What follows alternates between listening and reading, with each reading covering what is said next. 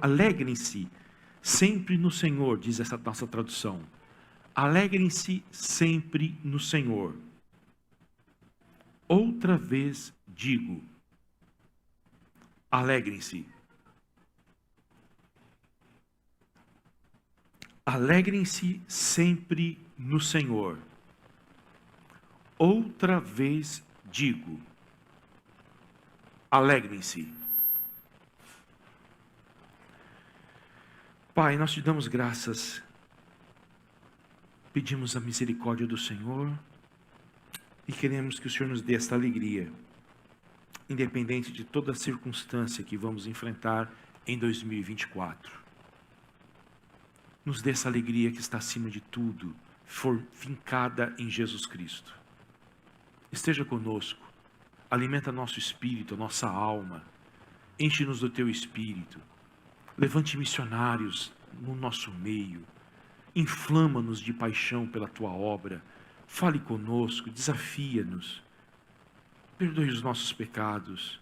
Nós te pedimos isso nesta manhã, em nome de Jesus. Amém.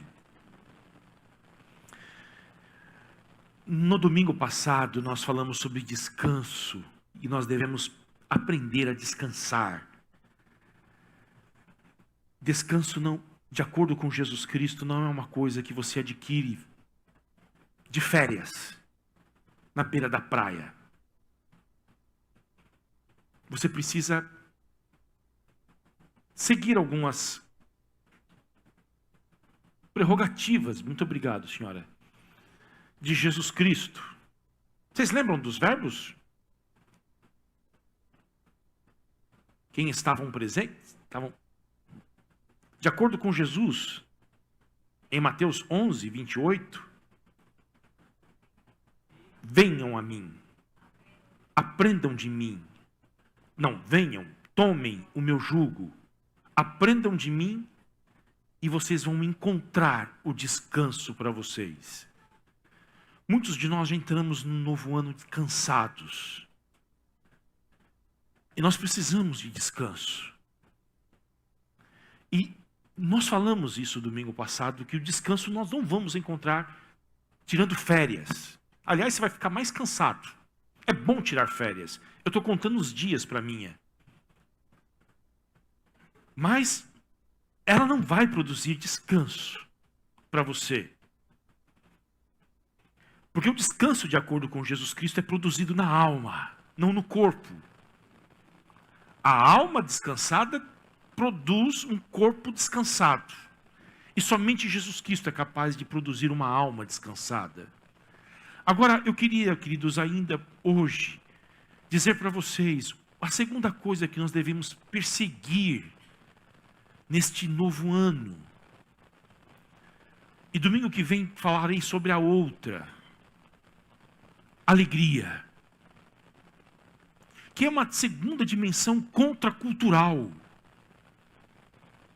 Porque a nossa cultura fala que nós seremos alegres quando as circunstâncias estiverem favoráveis a nós. Mas não é assim que a Bíblia entende. Porque, do contrário, os personagens bíblicos seriam as pessoas mais infelizes do mundo.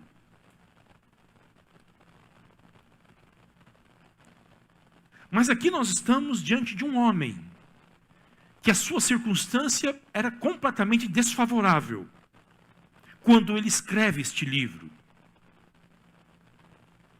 Paulo escreve Filipenses, que pode ser lido em 40 minutos. Foi o tempo que eu gastei hoje de manhã para ler esta carta de forma bem pausada. Quando ele estava na cidade de Roma, preso, em uma prisão mametina, 5 metros de profundidade na terra, sem ver a luz do sol, acorrentado a um soldado e convivendo com toda a circunstância adversa de uma prisão, de um calabouço, de uma masmorra. E ele tem um bom relacionamento com esta igreja. Tudo que ele escreve aqui não é para corrigir grandes problemas doutrinários, muito pelo contrário, ele deseja com a sua própria vida encorajar esta igreja que começa a enfrentar perseguições e oposições por causa da sua fé. Então ele transmite ânimo para a igreja de Filipos, falando sobre alegria, alegria, alegria. Alguém diz que esta carta é a carta da alegria do Novo Testamento. Se 1 Pedro é o livro que proporcionalmente é o livro que mais fala sobre sofrimento no Novo Testamento, 1 Pedro proporcionalmente é o livro que mais fala sobre sofrimento, Filipenses é o livro que mais fala sobre alegria, de um homem que o escreve sobre as circunstâncias mais adversas que vocês podem imaginar. E hoje, queria que você meditasse comigo sobre este imperativo: alegrai-vos no Senhor sempre. Outra vez digo, alegrem-se. É um imperativo, é uma ordem, é um comando. Ele não está dando uma sugestão. Se vocês se sentirem bem, alegrem-se. Se vocês estiverem com vontade, de acordo com a temperatura, de acordo com a conta bancária, de acordo com as circunstâncias da sua família, então se alegrem. Não. Alegrem-se sempre no Senhor. Como eu disse, quero falar sobre essa alegria, esse comando, essa palavra sempre, e como nós podemos nos alegrar no Senhor. Filipenses tem 104 versículos. 16 versículos falam sobre a alegria. Paulo é o teólogo da graça, mas é o teólogo da alegria também. E ele fala desse comando que deve ser seguido por todos nós. Se é um imperativo, é uma ordem de um apóstolo. Quinta-feira nós estávamos estudando a Bíblia aqui e eu disse, a questão de ser um apóstolo é tão sério, que um apóstolo é alguém enviado por Jesus. Então ele está falando palavras que são proferidas pelo próprio Jesus Cristo no lugar dele. Por isso que a igreja hoje não tem mais apóstolos, por causa disto. É alguém emissário, alguém que está no lugar de Cristo, falando em nome de Cristo. Então ele está dizendo aqui, vocês devem se alegrar. E não se alegrar no Senhor sempre é um pecado, como é não se arrepender.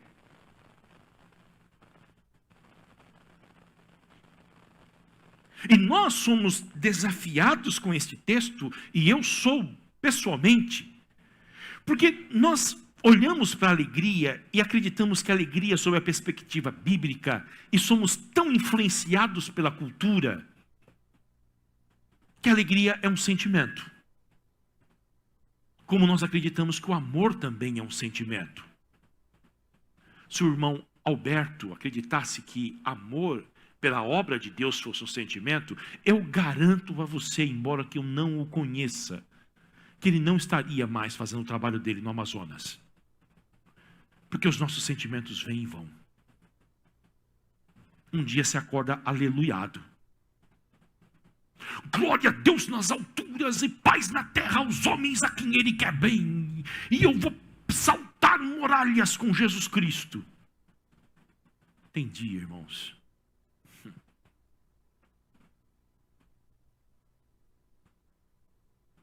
Tem dias. Eu vou falar para vocês. Tem dias.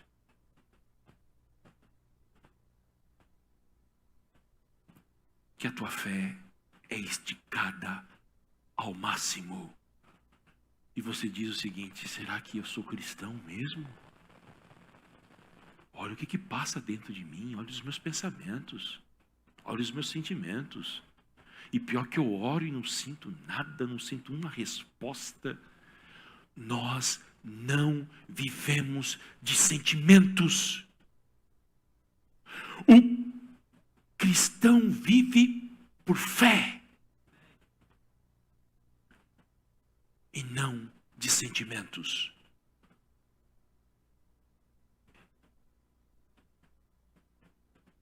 E se a alegria é um sentimento, você não consegue controlá-la. Essa é a grande questão. Mas repito, nós não somos movidos pelos nossos sentimentos.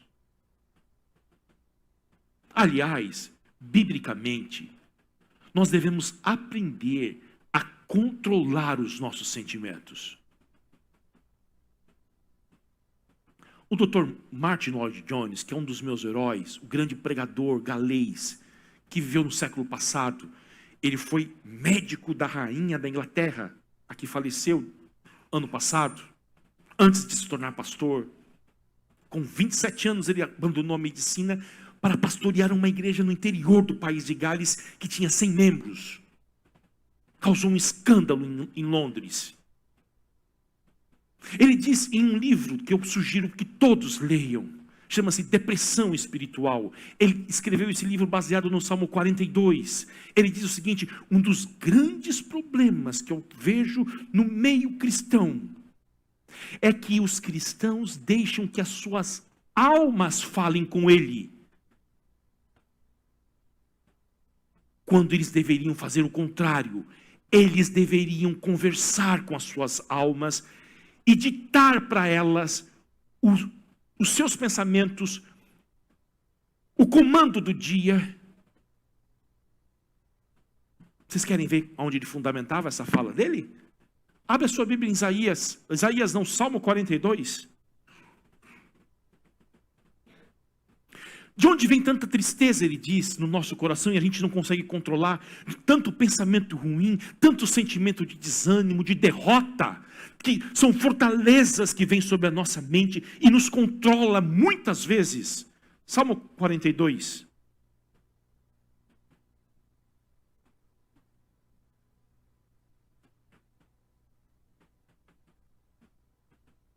Aliás, vamos ler do início? Assim como a corça suspira pelas correntes das águas, assim por ti, ó Deus, suspira a minha alma. A minha alma tem sede de Deus, do Deus vivo. Quando irei e me apresentarei diante da face de Deus?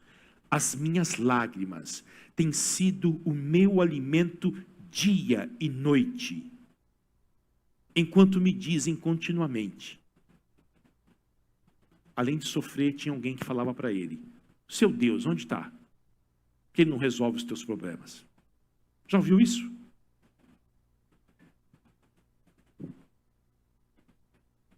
Lembro-me destas coisas, e dentro de mim se derrama a minha alma, de como eu passava com a multidão de povo e os guiava em procissão à casa de Deus, entre gritos de alegria e louvor, multidão em festa.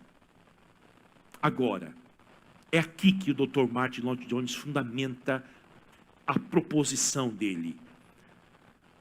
Ele lembra do sofrimento dele, ele lembra das dificuldades, das pessoas que estão acusando, colocando ele contra a parede. Tudo isso está na mente dele, mas chega uma hora que ele vira a chave. Por que estás abatido, ó minha alma? Por quê? Por que se perturba dentro de mim? Por quê? Agora sou eu que vou falar com você. Você está falando para mim, me lembrando das acusações dos meus inimigos? Está falando do tempo que eu podia ir na igreja? Você está falando do tempo que eu adorava a Deus, que a vida estava boa e que agora não está? Agora eu vou falar com você. Por que você está abatido, ó minha alma? Por que você se perturba dentro de mim? Espere em Deus. é a conversa de um homem não com outra pessoa, é uma conversa de um homem consigo mesmo. Espere em Deus, pois ainda o louvarei. A Ele meu auxílio e Deus meu. Não deixe que os teus sentimentos falem muito com você. É você que tem que falar com Ele. Por que você está abatido? Por que você está trazendo sentimentos de derrota para a minha vida? Eu tenho um Deus, Ele morreu na cruz por mim, Ele ressuscitou, Ele está sentado à direita do Pai, Ele virá me buscar, o meu nome está escrito no livro da vida, eu sou mais do que vencedor nele.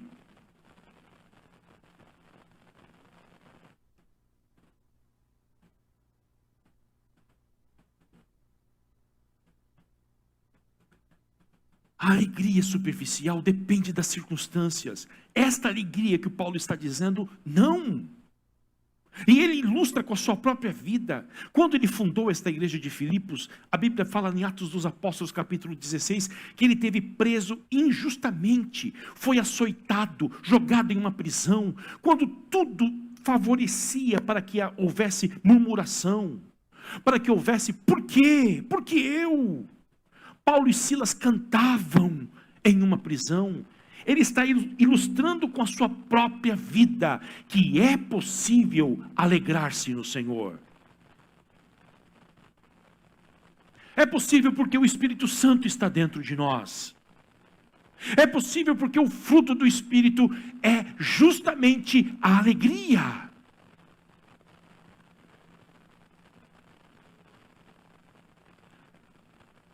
Este é o ponto do apóstolo Paulo. O cristão sempre se alegra. Você pode dizer nesta manhã, como certamente você já deve estar pensando: pastor, você não sabe como é que eu estou aqui. Você não sabe como é que está a minha semana, o que eu tenho enfrentado nos últimos dias. Mas será que se o apóstolo Paulo fosse o teu pastor, ele iria aceitar este argumento? Com tudo que ele passou, ele ia dizer para você: ah, é mesmo? O contexto imediato de Filipenses capítulo 4 diz que há mais motivos para nos alegrarmos no Senhor do que nos rebelarmos e fecharmos os nossos corações em relação a Ele. Filipenses 4:3, este é o motivo principal que eu encontro aqui para nos alegrarmos no Senhor. A última sentença do texto diz: cujos nomes se encontram no livro da vida. O nome de cada pessoa que nasceu de novo, que se arrependeu dos seus pecados, que se entregou a Jesus Cristo, como aquele médico que o irmão contou aqui. Esta pessoa, o nome dela está escrita no livro da vida.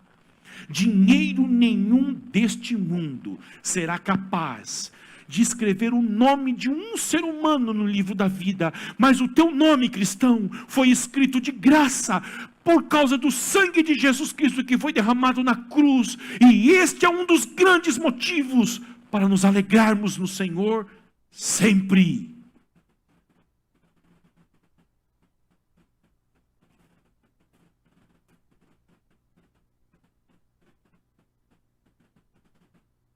Agora, este é o ponto dele. Vocês devem se alegrar.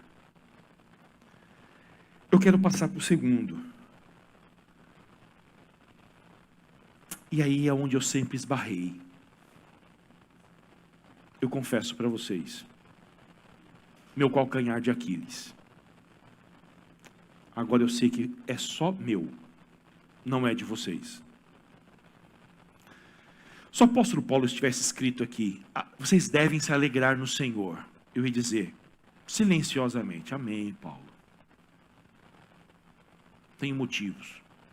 Eu sei de onde ele me tirou, para onde ele vai me levar, o quanto ele tem cuidado de mim. Mas o que pega no meu pé aqui, queridos, é o advérbio sempre.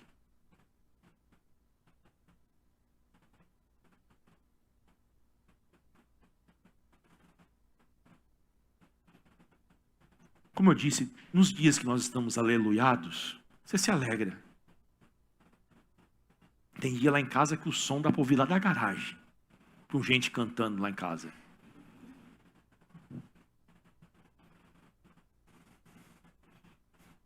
Eu falo assim, meu Deus do céu, os vizinhos.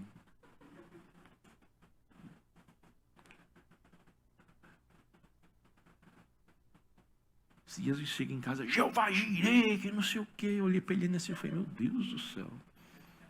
Agora vai.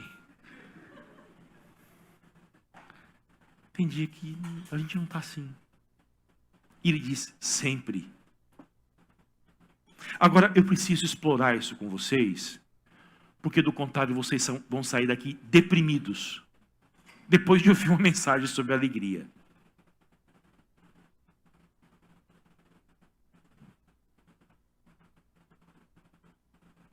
Eu não acredito que Paulo estava sempre alegre.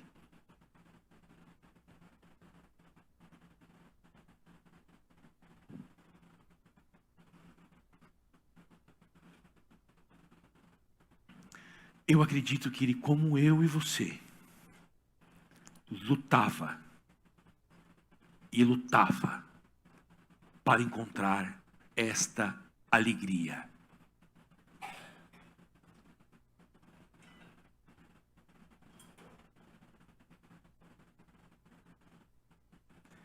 Eu acredito que ele perseguia este mandamento que Deus deu para ele. Esta iluminação da alegria que ele extraiu dos Salmos. E ele tropeçava. Porque ele disse em Romanos 7 que o bem que ele desejava fazer, ele deixou de fazer. E o mal que ele não deveria fazer, adivinha? Ele fez. Então ele era como eu e você.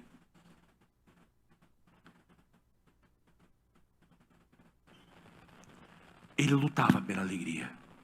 E é isso que nós somos chamados a fazer em 2024. Lutar por esta alegria. E agora, queridos, neste exato momento, eu gostaria muito de ser um pregador chamado John Piper, porque é ele que fala sobre isso.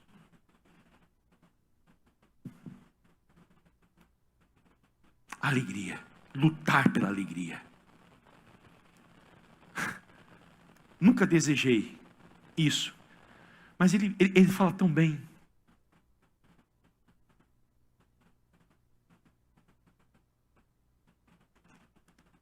Ele passou quase 40 anos pregando na igreja dele sobre este tema, alegria. E ele diz uma coisa sobre o país dele, cuja cultura nós imitamos bastante, né? Dos Estados Unidos. O que faz com que os cristãos norte-americanos lá, os brasileiros não tenham alegria, é que o entretenimento roubou a nossa alegria.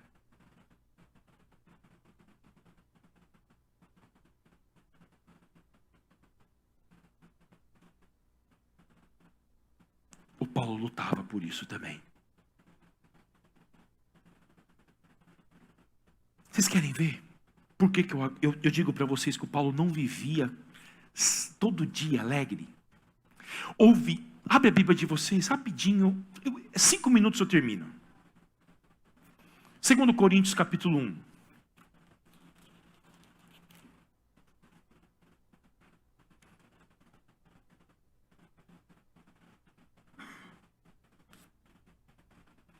E depois vocês mantenham aberto em 2 Coríntios. Nós vamos ler capítulo 6. Olha a situação dele. Porque não queremos, irmãos, versículo de número 8, 2 Coríntios 1 e 8. 2 Coríntios capítulo 1, versículo 8. Tá? Porque não queremos, irmãos, que vocês fiquem sem saber que tipo de tribulação nos sobreveio na província da Ásia. Lá no Amazonas, ó. Foi algo acima das nossas forças. A ponto de perdermos a esperança até da própria vida.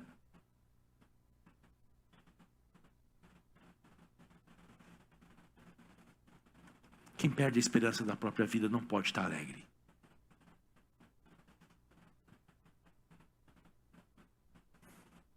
Capítulo 6, versículo de número 10.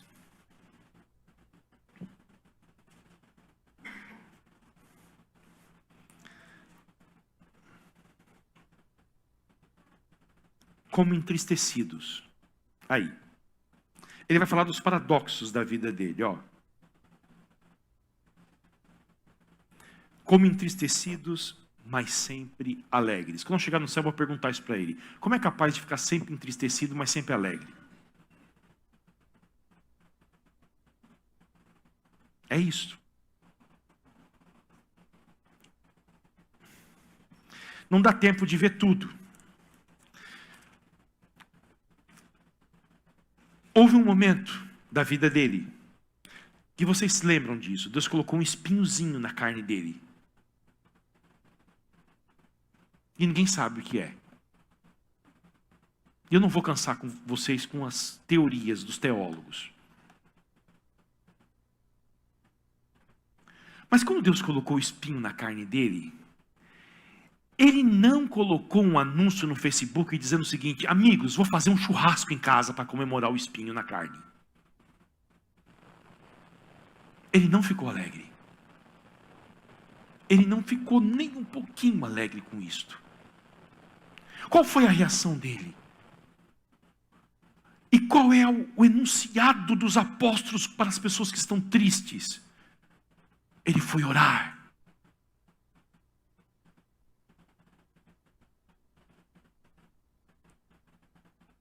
Essa foi a resposta dele. E eu vou subir um pouco mais o nível. A própria encarnação da alegria é o Senhor Jesus Cristo. Jesus Cristo que, de acordo com Bach, é a alegria dos homens. No Getsemane enfrentou a sua noite de tristeza profunda, ao ver a vontade de Deus para a sua vida no próximo dia. E ele não respondeu no Getsemane, dizendo o seguinte: eu estou profundamente alegre. Como que vai acontecer comigo amanhã? Olha, Pedro, Tiago e João, passem a noite aqui comigo, vamos abrir uma garrafa de vinho e vamos festejar, Não, ele disse: a minha alma está angustiada até a morte. E depois ele disse: meu Pai, se é possível, passe de mim esse cálice. Há momentos da nossa vida em que nós sentimos tanta tristeza que nós acreditamos que vamos morrer. E Deus tolera isto. Deus tolerou isto em Paulo. Deus tolerou isto no seu próprio Filho Jesus Cristo. Entretanto, o desejo de Deus é que o povo dele, no poder do Espírito Santo, se alegre nele para sempre.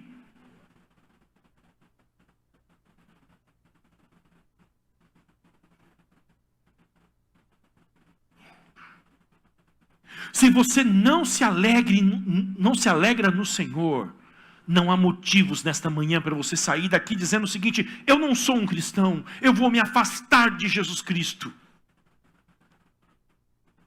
Não. Você deve se aproximar dele com alegria e dizer: Senhor, eu tenho tantas dificuldades, me ajude na minha falta de fé, mas eu quero viver isto que o Senhor diz. E quero entender isso, por que eu devo me alegrar? Agora, para terminar, como que a gente se alegra, queridos? Como?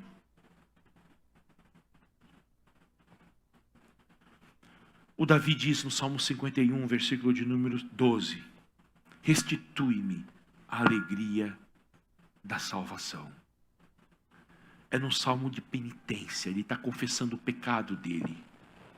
O pecado não confessado. Porque pecados todos nós temos. Tá bom? Mas é o pecado não confessado. Mina a nossa alegria. Eu poderia falar de muitas coisas aqui que roubam a alegria, mas não dá tempo. A gente vai ter aí muitos dias para falar sobre isso. No ano,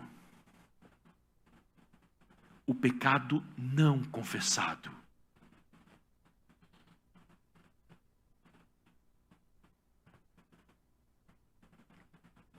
Porque Deus nos dá uma alegria na hora da conversão, mas essa alegria não se sustenta para a vida inteira. Eu não acredito que o Paulo, lá no caminho de Damasco, ficou muito feliz e até o dia da sua morte na guilhotina, ficou extasiado de alegria. Mas tem espinhos, há desertos, há noites escuras da alma, há dias em que você ora e não sente nada, não tem respostas, sua fé é provada.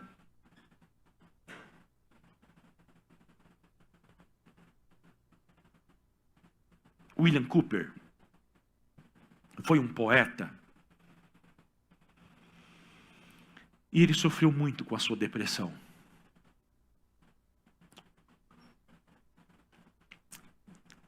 E tem um poema que ele diz o seguinte: onde está a felicidade que conheci quando vi o Senhor pela primeira vez? E onde estão as visões revigorantes de Jesus e da sua palavra que eu não sinto mais? Não está dizendo, como o Davi, que ele perdeu a sua salvação, que ele não vai mais para o céu. Está dizendo que ele não sente mais alegria. É isso.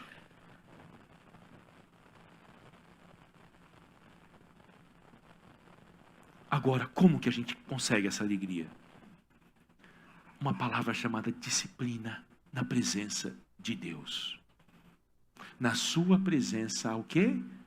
Plenitude de alegria. Na presença do Senhor, o que acontece com a tristeza? Ela salta de alegria. Estar na presença de Deus. É uma disciplina. Andar perto dEle, confiar nele, aprender dEle. Porque o alvo não é a alegria. O alvo não é a felicidade. O alvo é Jesus. E a consequência, a alegria. Mire a alegria e você vai ter infelicidade. Mire Jesus Cristo, você terá alegria e a doçura que vem dele.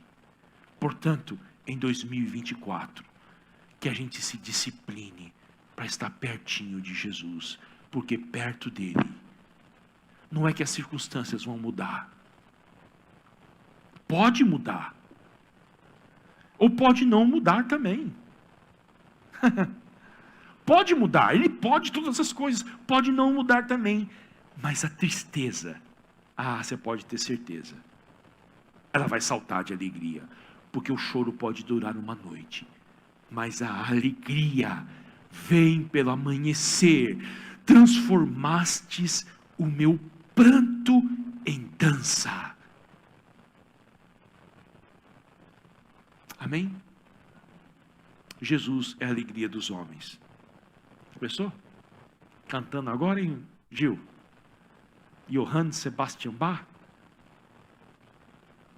Eu tenho fé, hein? Vamos orar?